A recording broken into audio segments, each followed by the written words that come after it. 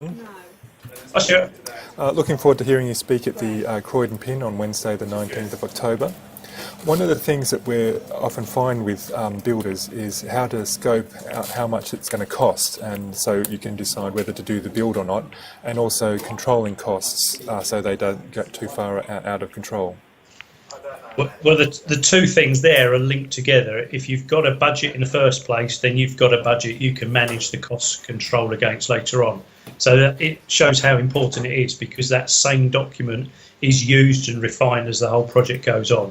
And it's all about putting together a good budget in the first place, which you can do using some industry standard rates per square metre or per square foot, whichever you like. And then add on consultants' fees and add on CIL levies and other such things like that.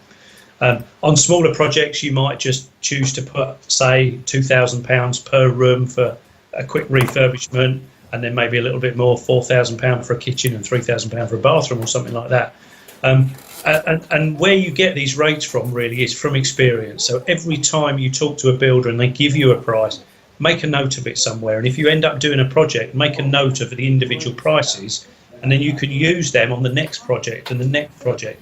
And even in 10 years' time, even though the prices might be 10 years out of date, you can add on a few percent for every year that's gone by, and you've still got something that's pretty close. Remember, the important thing about an initial budget is you want something that's pretty close. You don't need something that is accurate to the nearest pound. You need to know that it's accurate, really, in many ways, on a house to HMO conversion to the nearest £2,000 to £5,000, and on bigger projects to the nearest £20,000 to £50,000. So don't get hung up about being too accurate. If it doesn't work that closely, then it ain't going to work at all.